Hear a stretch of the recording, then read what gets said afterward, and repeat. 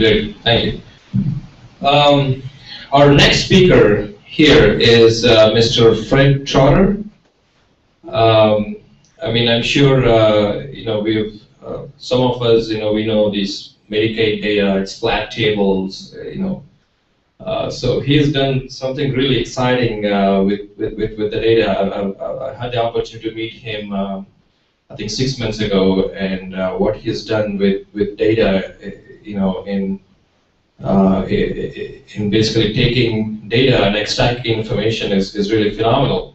So Fred was the originator for the DocGraph project. It's an open data set that details how provider and hospitals work together to deliver care in the US.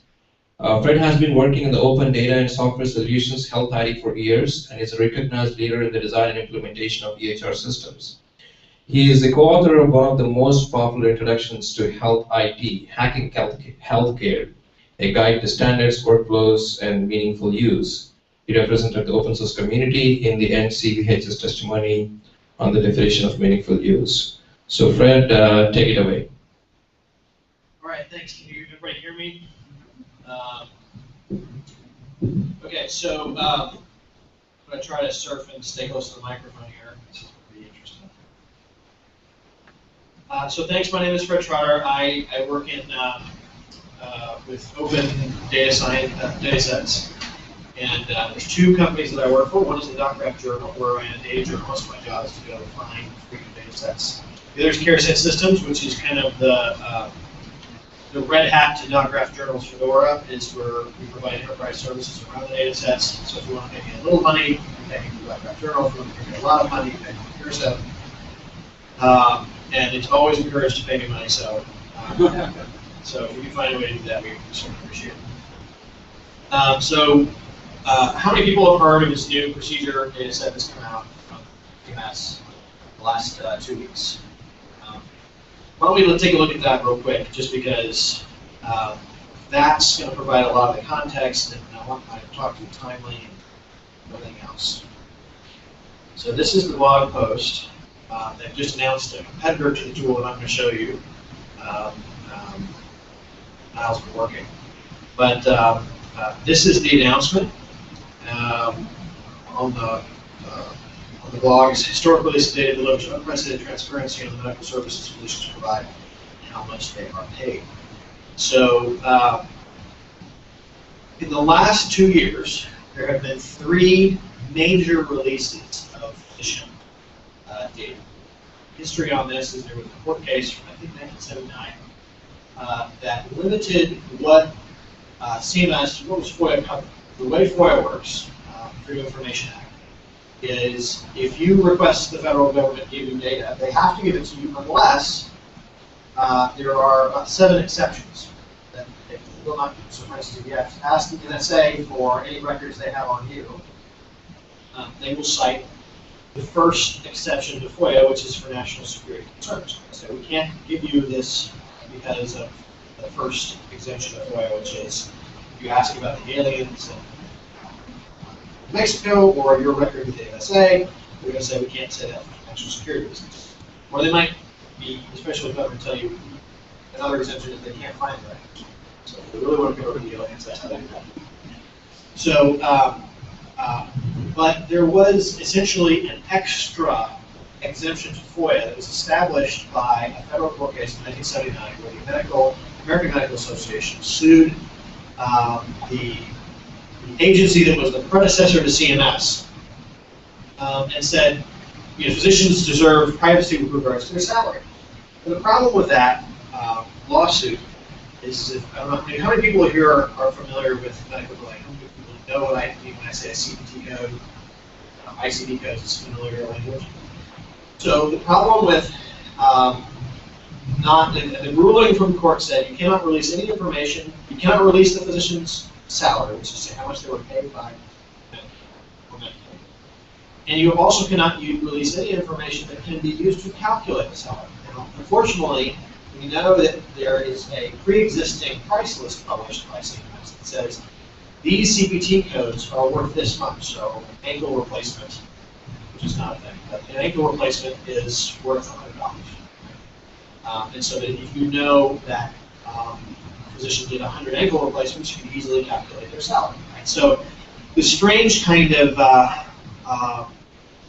limitation has meant that over the last 30 years, transparency in the healthcare system has dramatically increased with regards to hospitals. So if you go to Hospital Compare or you want to download data about hospitals from the federal government, there's a tremendous amount of information that the federal government requires hospitals to report, and then they make into open data so that we can analyze the healthcare system. So if you're a healthcare researcher and you wanted to look at hospitals, there's been a lot to work with. When you look at physicians, that has been untrue. And the reason it's been untrue is that Medicare has had this fundamental limitation. My data set that I requested under FOIA was the first kind of crack at information. The second was work from Republica. This data set from that's just been released is kind of the last last pieces of this dam are being washed away. So we really are moving into an era where we have lots of information on physicians, almost as much as we do about hospitals. So this data set that they just released is the result of, I believe, it was the Washington Post. I'll be embarrassed if that's not right. Some major newspaper who deserves credit, but I can't give appropriately, essentially re-sued around the original court case, and they won. And this injunction that the federal judge had put in 1979 was recently overturned. And if you look at the law, you can actually see a progression back here. So it's before we had historic release, we had next steps in data transparency. This note was as well. So the newspaper re-sued, reopened the case. The federal judge overturned the previous injunction, and the AMA had the opportunity to I can't remember what do you call it when you oppose a court case and you take it up to the next level? Appeal. They had the opportunity to appeal, and they chose not to. Actually, I think this is something that they should be applauded for. It represents a shift in their thinking. It represents a very significant change. They're not entirely comfortable with the data that's been released, but they also chose not to appeal, which is, that's for that organization. That's what being progressive looks like. So I really do want to applaud them for that. So when they chose not to appeal, they asked that they get a letter about what was going to happen, and this is that letter. So the CMS sent a letter to the American Medical Association saying, hey, here's what we're going to release, and here's where we're going to release it. And then what we are looking at today is the data that has been released. I think it was released last week. Just because I don't spend so much time on this, I'm going to give you a quick little demo. Maybe I'm going to give it a demo. It seems like it's taking a little time to load. Apparently, they're not exempt from server problems. I don't think Niall has quite as many servers as healthcare.gov, but apparently he's got whatever bug they've got there spread to their data browser. Because they just released an interactive tool that allows you to browse this. And I'm happy to say this is taking too long to load. I'm going to have to move right along and show you my computer tool. No, it's apparently the same. They're using the same software as healthcare.gov because it's still spinning up there. You can see. So this is DocGraph.org. Again, to take a step back, 3 major data sets were released. Before this court case was overturned, 2 organizations found a way to get information about how physicians were behaving that did not allow you to calculate their salaries. One was ProPublica, who realized that you could get information about how physicians prescribe medications. And then the other was our organization, me, I guess. Yes, that was me. figured out that you could get referral patterns without necessarily being able to calculate physician salary. So what I asked for was shared patients in time. This is a very common graph analysis strategy, and I think it was just the first time this has been placed into a FOIA request.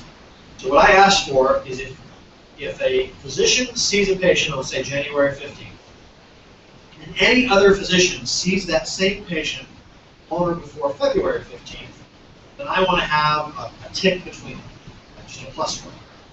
And if that number is more than 11, and again, 11 is kind of a magic number that CMS uses to protect patient privacy. If more than 11 patients saw both providers in that manner, so maybe between January 15th and maybe seeing patient Dr. B on January 20th would count, and if that happened more than 11 times with more than 11 patients, what I asked for was I wanted the number of patients in total who had moved back and forth with them. And I wanted to have it in a directed graph, which means to say I wanted to have whichever provider was seen first in time, I wanted that to be significant. So A, B, comma 100 was not the same thing as B, A, 100. How many people are familiar with the concept of graphs and undirected graphs, directed graphs? Okay, some people are. I will be gentle with the rest of you on the graph theory stuff, but I have a directed weighted graph of referral data, what the original DocGraph data set was. But there are three. So what Republican does is prescribing patterns, and now no workarounds are needed for a physician salary technically, and the federal government released the procedure. So what we did is we stayed up, and I'd like to thank my sister and my brother who are both here, and my partner Ashish, to varying degrees, tolerated my insomnia for a period of about a week and a half as we built this. But DocGraph Omni is a merger of all three data sets. So I'm going to show you my doctor, who I think if he ever actually sees any of these videos online with me talking, is might regret being my doctor. But nonetheless, he's a good guy. You can see in his data. So here's Dr. Majid, and here is his record. Now this is a summary of procedures, taxonomies, identifiers, and basic information. The procedure data is here. So you can see what the data looks like. You can see the CPT code or HCPCS code. Over on the left column, you can see the short description from the CPT code file. Now obviously the short description is a little bit confusing because, for instance, office outpatient visits are 992.11, 12, and 13, and 14 respectively. Those are the same procedure with different complexities.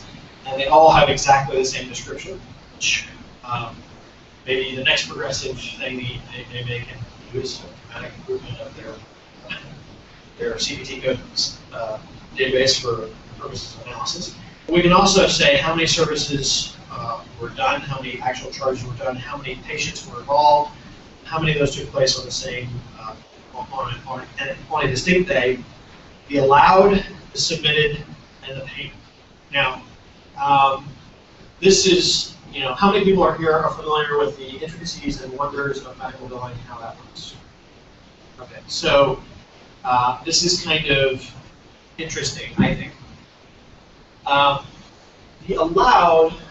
What the allowed means is how much Medicare tolerates both the patient and Medicare together paying for a service. Does that make sense? The submitted charge is a very interesting number that there's been a lot of drama about. It's basically the sticker price. If you want to make a car buying analogy, it's the sticker price of a procedure. Now, what's interesting is that a physician is allowed to put whatever they want as the sticker price for a procedure as they bill whomever they bill.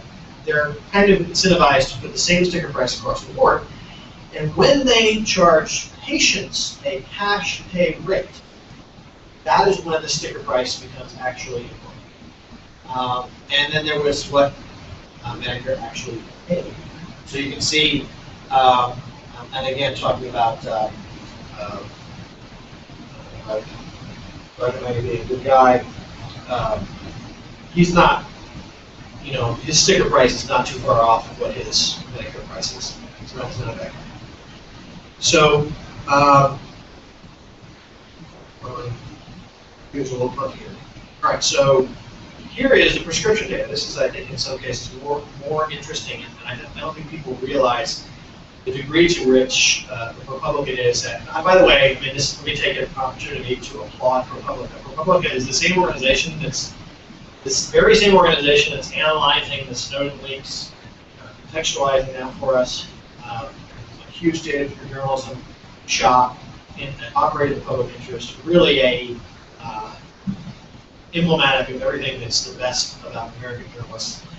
And they also did significant FOIA requests for prescription data, and here are the results of those. So you can quickly see kind of what medications are prescribed. You can see how many claims came in. Now, whenever you see one here, the way they redacted this file is if there were under 11 patients in the transaction, they would tell you that the physician prescribed a medication, which wouldn't tell you how many times. So I don't know if this is 1 or 10 or 5 or 6. I just know that it was at least one time this prescriber prescribed this medication. So if we sort in the other direction, we see a lot more interesting information, including the number of dispenses written. I can see kind of the data journalist eye here coming out. I never would have thought to ask for the number of the claims dispenses written or the number that were compounded. But those were two things that ProPublica was interested in doing analysis and stories on, and they knew that those were hot button issues. And so you can use this data set to analyze the degree to which physicians write dispenses written. Everyone would know what I mean when I say dispenses written or compounded. Okay, so when a physician writes a prescription for a particular drug, they write very frequently the brand name of the drug in its the opposite of generic, proprietary form. Proprietary brand name. Okay. So they'll write the brand name, and then you take that to the pharmacist, and at least some states, the pharmacist will automatically say, okay, well, this is available as a generic, and I'm going to give it to you as a generic. Okay. If the physician wants the pharmacist to not automatically substitute a generic or save a tremendous amount of money, then you'll write dispense as written on the form or in the electronic prescription. So when you say dispense as written, what you're saying is, no, don't give generic. I really want the brand name. Now, there are some legitimate cases where that takes place. There's a lot of controversy about whether or not generic drugs are the same as the brand name equivalents. But the way they test the difference between brand names and equivalents is that the blood serum levels are not more than 10% off. And for most drugs, not more than 10% off, blood serum level is essentially bioidentical. It doesn't make any difference at all. There are some cases where some generics will come in too fast and then go off too soon. And so you do actually have a different experience. Most of them don't actually have to do with the drugs themselves, but with the quality of the materials that they use to make this filler. So you make a medication that's you have money to do it, and you're not trying to make it as cheap as possible. You spend more time worrying about the filler and how long the filler takes to digest and making sure that it hits the bloodstream in an even fashion. So there are some differences. So if I sort by dispenses written, I don't know that Medicare actually has any. It does have a couple. This is kind of what you would expect to see, a little bit of dispenses written, right? But if you see all dispenses written or most dispenses written, well, that's pretty interesting. Big hint as far as what's coming, because I can talk about what's coming, but I can't always talk about what's coming. One of the things we do know is coming is that there's going to be a massive open payments database where every physician is going to be required to report to the federal government what payments they've received for drug manufacturers, these kinds of things, and that is going to be made into an open data set. Soon. Now, once you have the dispensed as written data, and you put it right up next to the has this physician been paid by a drug company, we're going to be able to do some very interesting analysis that Republic is just sitting there waiting to catch that data and put those together, right? Because they're the ones who really figured out this thing. This is the reason they're doing it. You can see the thinking that went into this. How far off was that? Well, actually, if we look at the continue this so I can show you the tool. So it's in the real soon. So if we scroll down to here, next steps. Yeah, open payments. This, I think this is the blog post you should be reading about that. But it's coming real soon. And it's going to be very interesting. That's the next big data set that we're going to be ingesting, and it's going to be a lot of fun. It's going to be a lot of fun because it's going to be the largest data set. Like most things are aggregates, which is to say, I have an aggregated view of physicians prescribing procedures and referrals. This is not an aggregated data set, which is to say every single individual payment, every dinner, everything's going to be a huge data set. Very interesting data. All right, so going back to here, we agree for the time being with their CPT codes, and let's look up. I'm now looking at their tool for the same information. We're looking for the same product.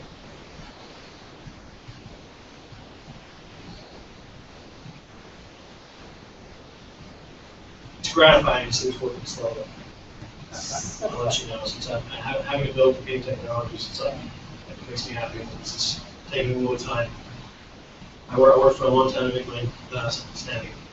Okay, so compounded, the same basic idea. Compounding is really, in some ways, it's a miracle process. You take a very sick person and they're on 10 drugs.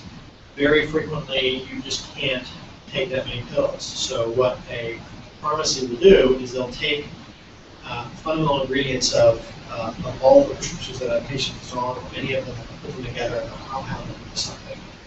And in some cases, especially for very critically ill patients, cancer patients especially, they are able to keep down compounded medications, and they are not able to not compound medications. So, for instance, if you have a medication that makes you nauseous, and you take an anti-nausea, you put those things in one pill, and you have a lot of benefits. And so compounding is an amazing and wonderful thing. However, because Medicare has chosen to acknowledge that it has a lot of potential, there's a lot of fraud for people who kind of compound for no reason. And again, we're going to want to do analysis of that. Okay, so moving right along, here is my data set. This is every provider that this Dr. Megan uses, including their taxonomy type. For those of you who want to discuss things perhaps after, I do have a short, maybe long rant about provider taxonomy types and how messed up that is. But if we search here, we do cardio, we can at least use this to get a quick picture of what the preferences are as far as cardio referrals go. Here's patient count, patient flow, same day count. The new version of the data set includes a little bit more information. We first only had this number, now we actually know the number of patients in the transaction, and the number of those that were seen on the same day. So if both A and B were seen on January 15th, well, of course, that's the same day. And you see the volumes, relative volumes here. Now, one of the things that I'd like to point out now is I hope you have noticed the little push pins that are everywhere, all over these pages. Right here. And going back over here, every single amount, so we can look at the few dispenses written. And I'm going to click this. And every single place where you have this, you can make a comment on there. So what this platform is for is to allow people to review this data. And obviously right now it's a little bit Excel spreadsheet. And we're going to be adding some visualizations and some much better views of the data, comparisons to what's typical and normal. Right now it's just a bulk browser, but the bulk browser, the purpose of it is to allow people to comment. This is probably normal.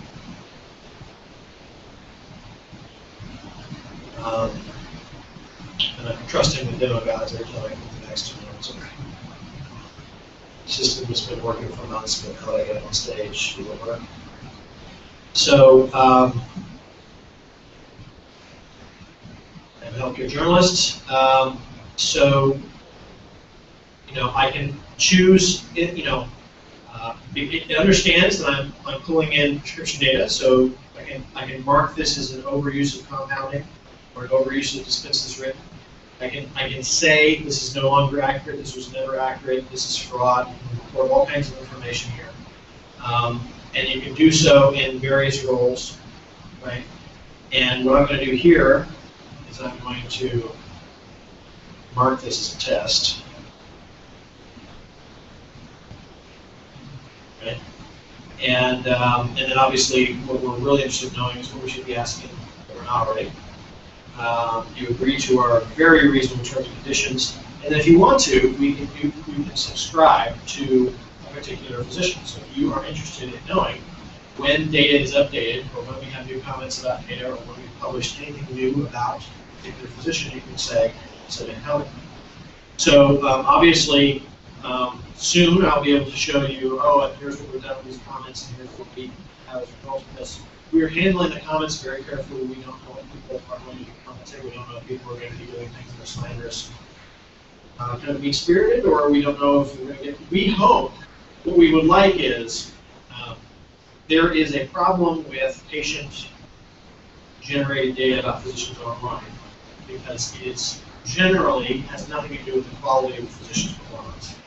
It is a lot more about their bedside manner. It's a lot more about whether or not their office staff has really reasonable billing procedures and it's polite. And so we would like to shift the discussion away from subjective kind of, I think my doctor is mean because he didn't listen to me conversations, and my doctor overprescribed me X, or my doctor did not moderate this, or I don't understand why I was given a compounded medication, or blah, blah, blah, blah. These are objective issues. We would like to shift the discussion over to objective issues, and this is our first news. Those are kind of the interesting things that I work on. Because I am not the famous speaker who has a terribly strict agenda, I will take questions right now. Does anybody have any? How often is this data updated? That is a wonderful question that I asked the federal government frequently. We would like to get this down to a quarterly update. But the people who respond to my FOIA requests are the same people who are responsible for healthcare.gov. As you can imagine, their responsiveness as of late has been poor to my FOIA requests. They're starting to kind of come back, waking up now that healthcare.gov, that crisis has kind of passed. So we would like to get it to the point where it's updated quarterly, yearly, I think is also reasonable. Some of these data sets you just can't get past the aggregation point for privacy, and you don't get a whole year. So, so more than yearly updates is never been reasonable. So far, we have gotten yearly updates with a lag of a year. I'd love to have quarterly updates with no lag. But, part of what we do in the DocGraph journal is to keep this kind of stuff updated. In fact, there's other data sets that are just kind of public data sets, and we very frequently have little nag campaigns for them to update data sets that are kind of already out there. So a great example is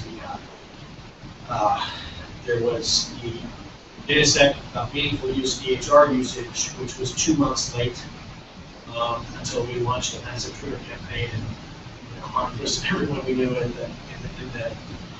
to get that data set updated. So we are very concerned with that issue. Any other questions here? Big plans for similar data released by the VA? I think the VA has a lot of potential. Having said that, if anyone could be said to be more conservative with regards to FOIA requests than CMS, it would be the VA famously releases their EHR under FOIA 10. So this stuff is actually under FOIA. So it is not unprecedented by any stretch of the imagination to get extraordinary value out of the VA from a FOIA request. We're thinking about how to approach that. Again, we view our relationship with FOIA and the federal government as a partnership, so we don't ever shotgun them or just overload them with everything we can imagine we want. We like to make sure they see us as a partner in revealing the kinds of things that really should be revealed. But yes, the DA is huge, and we've been taking advantage of that. Fred, in some of your earlier work, or maybe the earlier version of the original FOIA request, you had some really awesome visualizations with directed weighted graphs. Oh, okay. Wait, okay. Good. Those are coming up in this time. Things, interim questions that I'm going to do my hundreds.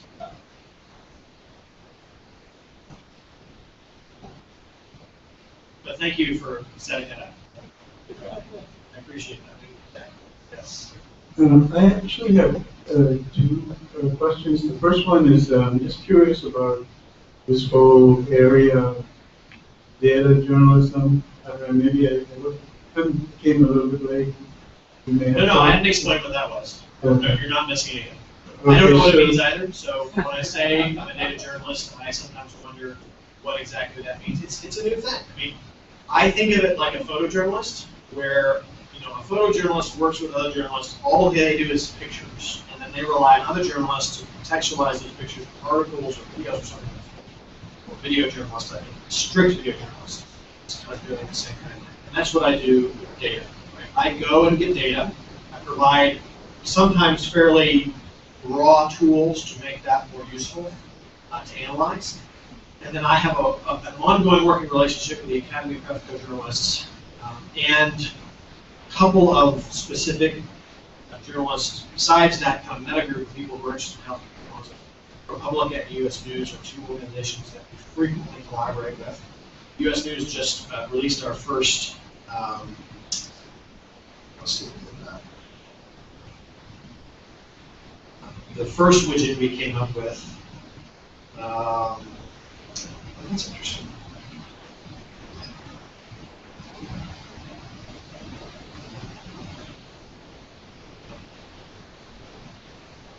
Here we go. Yes. Our first widget that we produced really successfully was just done by on US News' site. This is data that we set up. They actually did this too. And so this allows you to select groups of CPT codes, and then you can click through and see it's kind of summary level analysis of the data set. So this is the kind of work we do in collaboration with journalists. You didn't actually get a chance to ask your question, but I just want to know that if you ask me more about what data journalism is and what I just said, and actually not. Is there a specific business model or name? Is it like a new? No, it's funny. My partner asks me that every single day. So the business model is, we do sell access to our data sets. We sell early access sometimes. If we do try to do crowdfunds. It's very clear that I'm not going to become a millionaire in journalism things. When we have CareSet systems, which is doing extraordinarily well, and there we offer enterprise-level services. In many cases, CareSet ends up funding DocGraph, which is typical of Red Hat Fedora project relationship. Red Hat is an open source Linux vendor. Fedora is the project that they use to create new, interesting intellectual property. I use Plenary, but that relationship between an organization that is developing new and interesting things and something that commercializes. CareSet does much better than DocGraph does by providing services. Does that answer your question? But my partner actually does still ask me. I have no question. So, go ahead. Just quickly, sorry. Can you explain again the greater than or equal to 1 to 11 constraint in the? Sure. So actually, this was an artifact of only the prescribing data set. We did not do this for the pursuit data set. I think it would have probably made it too large in a building. The way that worked is, if the purpose of this is to protect patient privacy. So the 11 rule, the idea is to address the Elvis problem.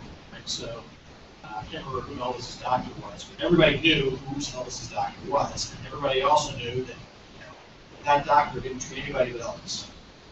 So that means if you have a data set like this, and it says, well, that guy did one heart procedure. Well, you know that Elvis has a heart problem because everybody can figure out, who that guy is. So to solve that problem, which is the Elvis doctor, what you do is you say, we're not going to release detailed information, or sometimes any information, unless we have at least 11 patients involved in the transaction. So if Elvis is treated by a physician who has hundreds of patients, that doctor should not be exempted from the privacy constraints, because the privacy constraints, the 11 patient rule, is to protect patient privacy and not to protect physician privacy.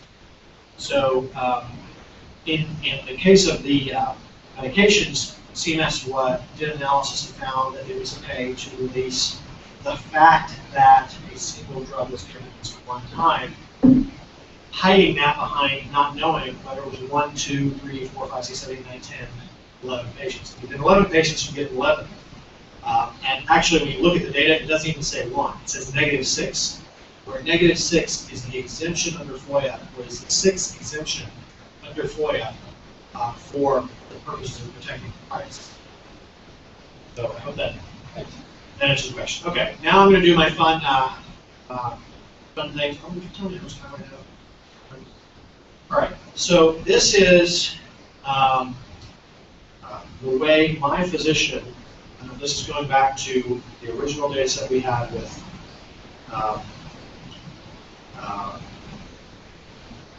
the referral data sets. Let's see if I can scroll.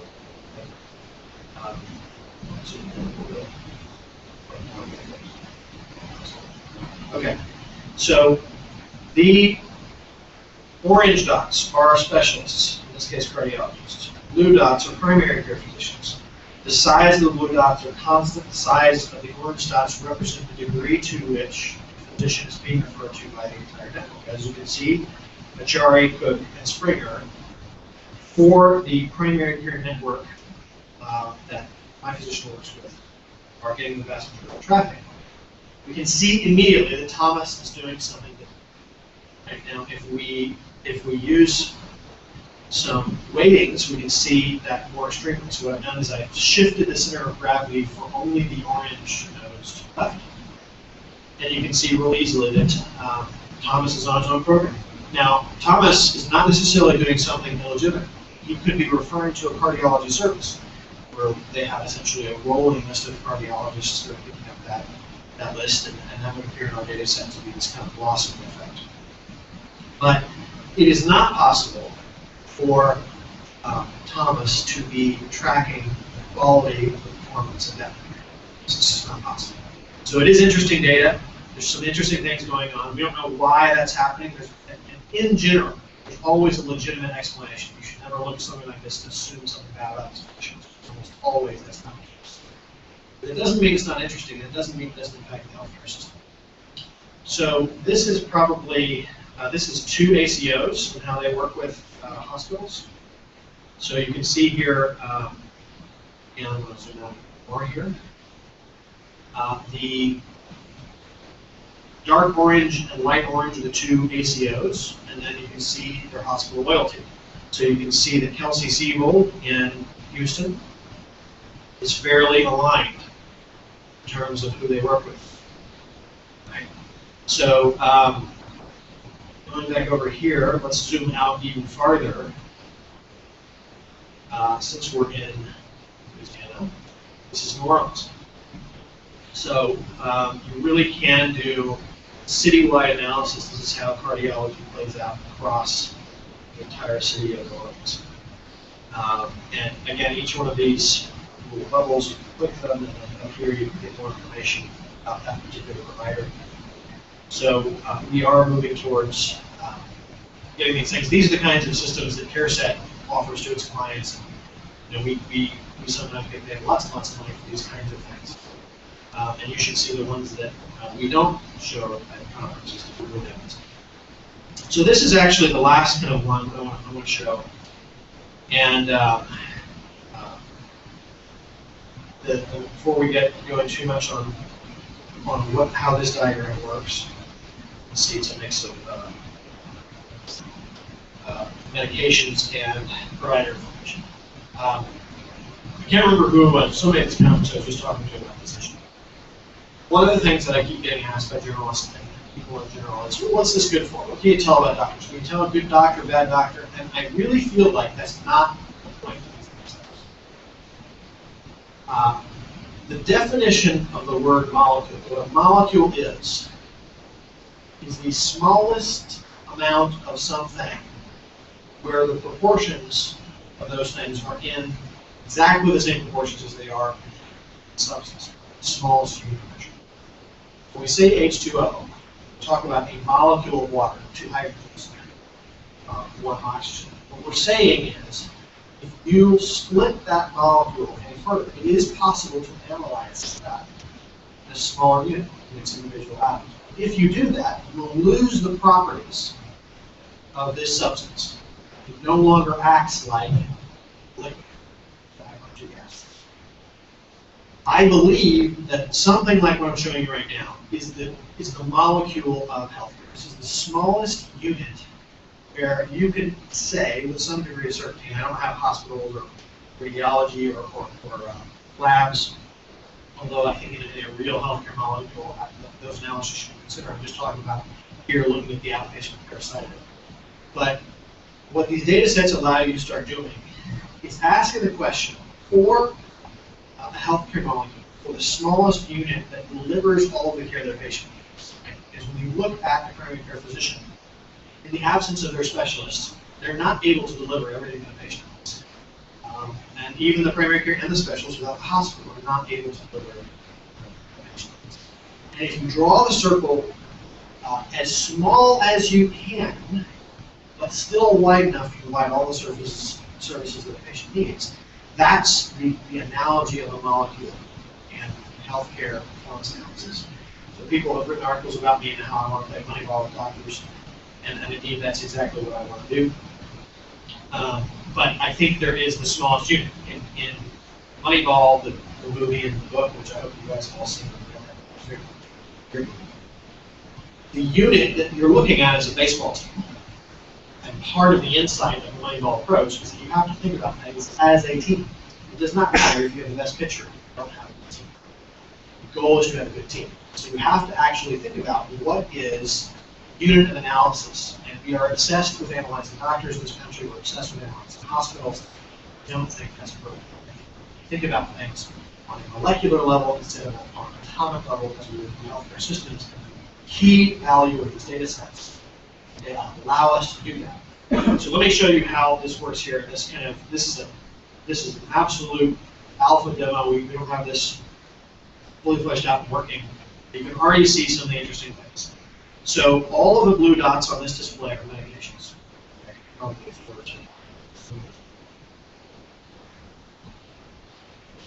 Not quite so much. That jitter there, that's about a D3. Default, fix it, have a list. So let's do it. So here you see Lipitor, Plavix, all these kind of things. Here's my doctor, Dr. Maggie. Here are his cardiologists. Now, all the other bubbles are providers. Their colors represent their taxonomies, what type they are. So you can see that Dr. Maggie here works with 3 different cardiologists, typically. Now, what can you immediately see here? First, you can see this is something that we anecdotally know is happening in healthcare, that the cardiologists are prescribing a lot of medications that you would expect the primary care physician to prescribe. And the primary care physician is prescribing a lot of medications that you would expect cardiologists to prescribe. Basically, an indictment of how heart disease is. Once you shift over to a cardiologist, the cardiologist very typically starts taking care of all your needs because your heart is sort of bound up and everything else.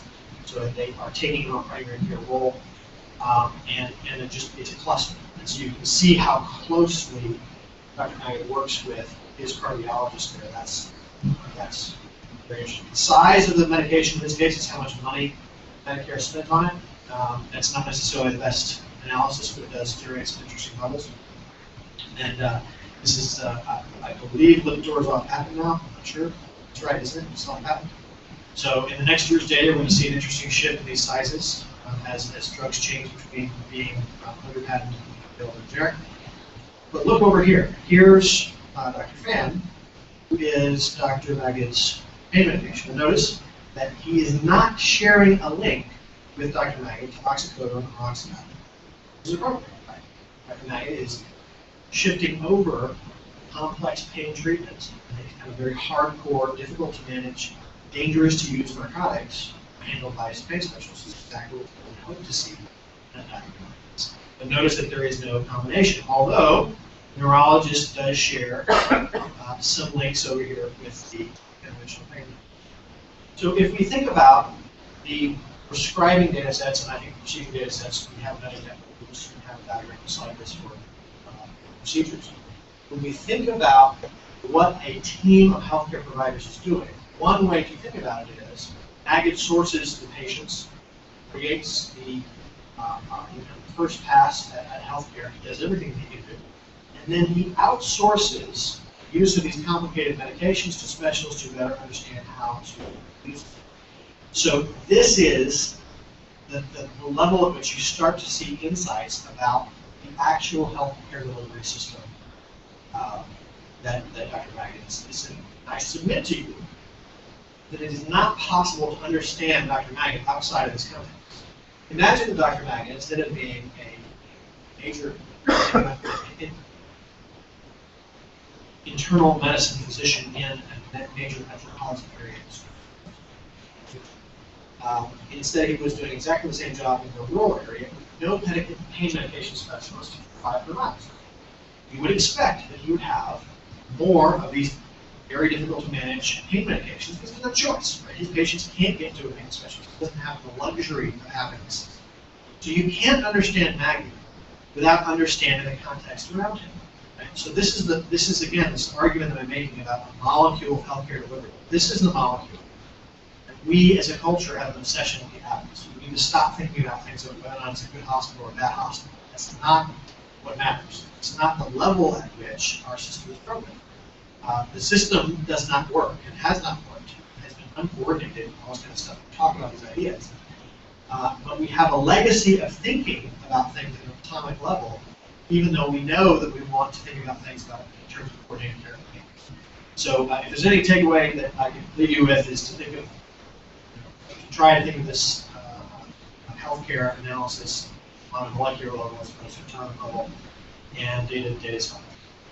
So with that, I think I'm a little bit over time, and we're going to go to lunch. I'm going to go to lunch, so I'd be happy to join you guys and take any questions there. So thank you very much.